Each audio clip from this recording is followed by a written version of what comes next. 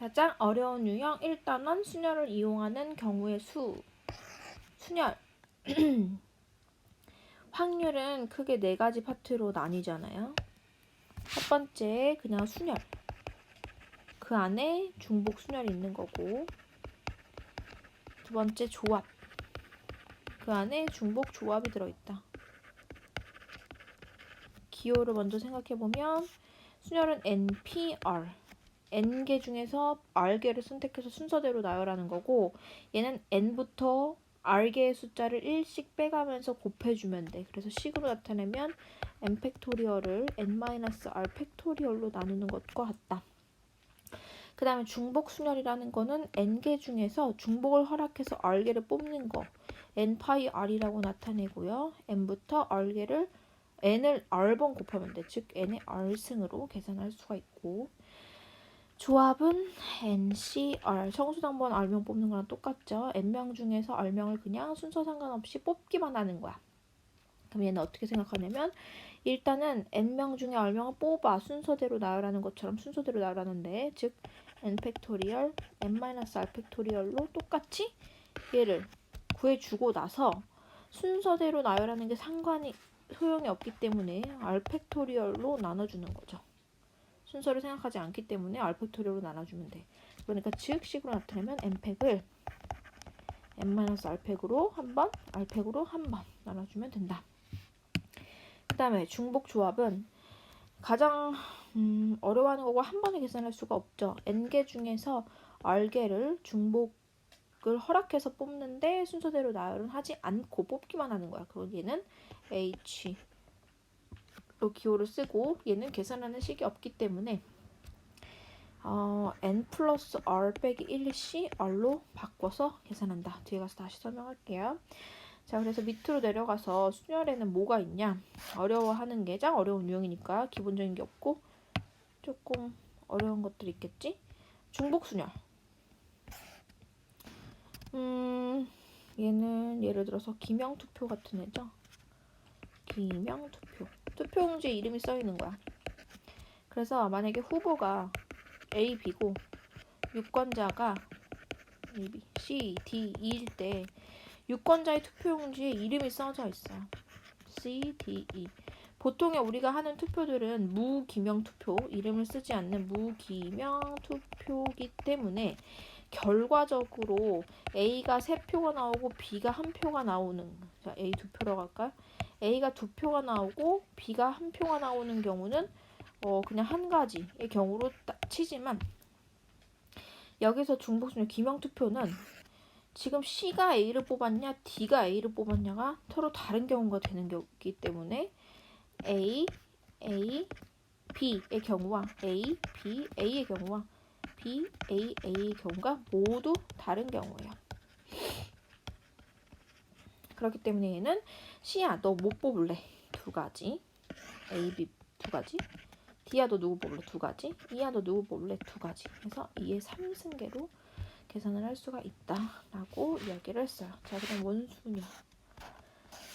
자, 원순열은 원탁에다가 배열을 순서대로 나열을 하는 건데, 여기서 이제 원순열이 안 되는 거, 제외되는 거는 만약에 원탁에 꽃병이 놓여 있는데 꽃병이 한쪽으로 치우쳐져 있어. 예를 들어서 꽃병이 여기 없고, 아니 여기 뭐 한쪽에만 식탁보가 이렇게 깔려져 있어. 이런 경우는 원순열 아니에요.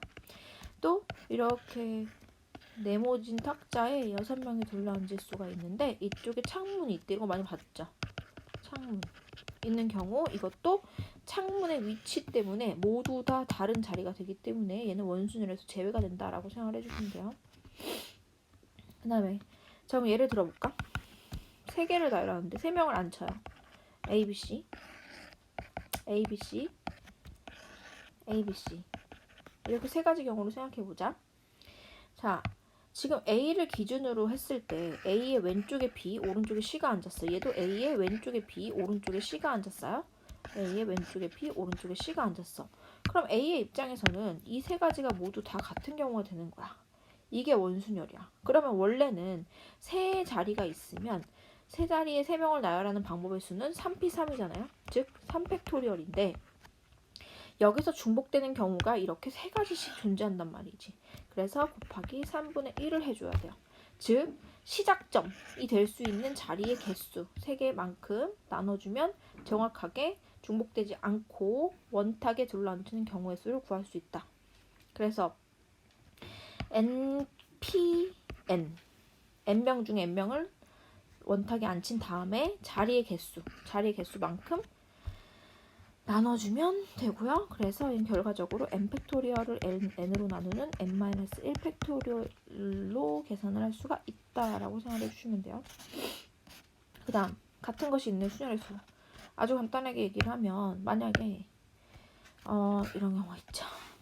A, 그 다음 빨간 A, 그 다음에 B 이렇게 3개를 나열하는 방법의 수를 생각해보면 얘는 이런 경우죠. A, B, A, B, A, B, B, A, A, B 이렇게 해서 빨간색을 넣어보면 A, A, A, A 이렇게 몇 가지죠? 총 둘레 6가지가 나온단 말이죠.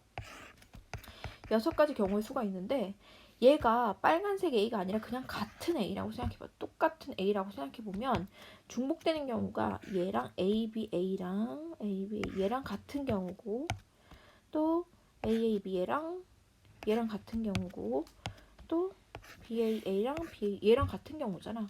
그러니까 즉 A의 개수, A를 나열하는 방법의 수만큼 겹쳐요. 그래서 얘는 전체 경우의 수 3개를 나열하는 거니까 3팩토리얼을 해주고 3팩토리얼을 해주는데 중복되는 게 2개가 있잖아. 지금? 그럼 2개를 나열하는 방법의 수만큼 겹칠 수밖에 없게 돼요. 같은 것이 있는 순열은 그래서 같은 것의 개수만큼 팩토리얼로 묶어서 나열을 해주는 경우의 수만큼 나눠주면 된다 라고 생각을 해주면 돼요. 3가지가 되는 거죠. 1가지, 2가지, 3가지 이렇게.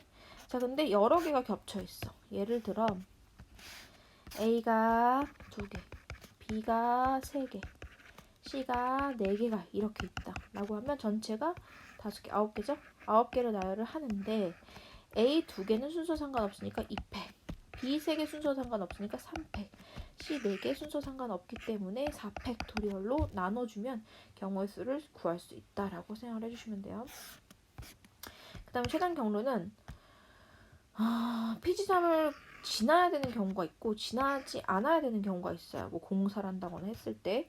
근데 이거는 뭐 워낙 케바케이기 때문에 문제가 나오면은 다시 설명을 할 텐데 P지점을 지나야 하는 경우는 그냥 이거야. P를 기준으로 해서 예를 들어서 뭐 이렇게 경로가 있고 여기가 P야.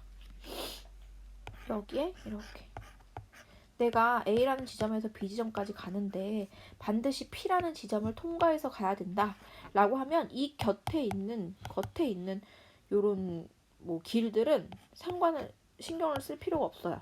그냥 P를 딱 찍어 놓고 이 부분은 다 빗금을 쳐서 없는 길이라고 생각하고 풀어주면 되고 P에 가기 전에 있는 이 부분의 경우의 수와 오른쪽에 있는 이 부분의 경우의 수를 구해서 2개를 곱해주면 P를 반드시 거쳐야 하는 경로의 수가 나온다라고 이해를 해주시면 되겠어요. 이게 1단원.